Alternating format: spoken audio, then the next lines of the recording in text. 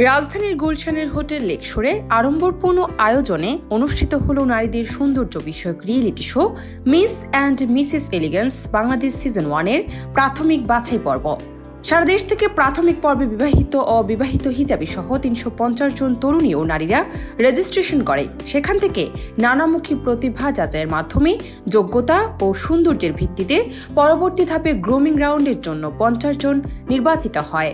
Miss and Mrs elegance বাংলাদেশের প্রতিষ্ঠাতা ও CEO Mohammad Iqbal Hossain বলেন, এই প্রতিযোগিতার মাধ্যমে নারীর সৌন্দর্য, আত্মবিশ্বাস ও বুদ্ধিবৃত্তিক উন্নয়ন হবে, যা দেশের নারীদের স্বপ্নের পথে এগিয়ে নিতে সহায়তা করবে। বেসিক্যালি মিস অ্যান্ড মিসেস এলিগেন্সের আমরা এমন একটা প্ল্যাটফর্ম তৈরি করতে চেয়েছি যেটা বর্তমানে গতানুগতিক যে বিউটি প্যাজেন্টগুলো হয় সেগুলো থেকে একটু ডিফারেন্ট। এ সময় মিস অ্যান্ড মিসেস এলিগেন্স বাংলাদেশের ব্যবস্থাপনা পরিচালক মলি আক্তারের কাছে আয়োজনের উদ্দেশ্য সম্পর্কে জানতে চাইলে তিনি বলেন, আয়োজনের উদ্দেশ্য হল নারীদের আত্ম উন্নয়নের মাধ্যমে সামাজিক প্রতিবন্ধকতা থেকে বের করে আনা। আমরা করতে পারবো না, আমরা কিছুই পারবো না।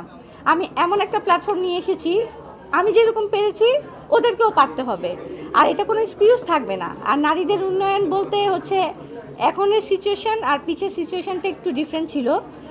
আমি এই সিচুয়েশন অনুযায়ী বলবো যে আমি একটু ডিফারেন্ট কিছু করতে চাই, যেটা এখনো মানুষের মাথায় চিন্তা আসে নাই। মিস অ্যান্ড মিসেস এলিগেন্স বাংলাদেশের প্রথম সিজনের বাছাই পর্বে বিচারকের দায়িত্বে ছিলেন ব্যবসায়ী ও মডেল অন্তু করিম, মিস ওয়ার্ল্ডে বাংলাদেশ রাফা নানজিবা তোষা, স্বনামধন্য কোরিওগ্রাফার ও নৃত্যশিল্পী ইভান শাহরিয়ার সোহাগ সহ শোবিজ ও ফ্যাশন অঙ্গনের নানা পরিচিত মুখ।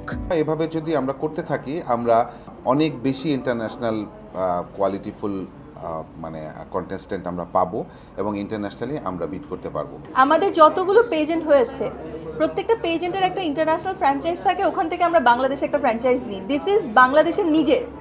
সো বাংলাদেশের নিজের জিনিসটাকে ওন করে না, আমাদের পার্টিসিপেন্টদের ওভাবে করে ওই আন্ডারস্ট্যান্ডিংটা তৈরি করাটা খুব বেশি দরকার। আমি ওই কম্পিটিশনে যখন বিচারক বসি, বিচারকের আসনে, সবসময় আমিও দেখতে পারি যে আসলে অনেকেই ঘরে বসে শিখে আসে, হয়তো একটু নাচ বা একটু গান, এবং সেটা কারোই প্রপার শেখা নয়। যাকে জিজ্ঞেস করা হয় আপনি কি দেখাবেন, নাচ দেখাবো, গান দেখাবো, আপনি কি শিখেছেন? না, আমি নিজে নিজে শিখেছি বা ঘরে বসে শিখেছি। শেখার যে সে প্র্যাকটিস, আমরা যখন ছোট ছিলাম তখন আমরা যে ছোটোবেলায় এতটাই শিখেছি, আমরা 4-5 বছর বয়সে নাচের স্কুলে ভর্তি হয়েছি, সেখান থেকে 17, 18, 20 বছর পর্যন্ত নাচ শিখেছি। রিয়েল যারা শিখছে সেই মানুষগুলো যদি এগিয়ে আসে, সেটা যেই যে সেক্টরই হোক না কেন, তাহলে আমাদের বিচারকদের জন্য আসলে বিচার বিশ্লেষণ করাটা আমাদের জন্য অনেক সুবিধা হয়। মিস অ্যান্ড মিসেস এলিগেন্স বাংলাদেশের পেজেন্ট উইনার মুকুট জয়ের সাথে পাবেন নগদ অর্থসহ মূল্যবান উপহার। জান্নাত নিপু, দেশ রূপান্তর।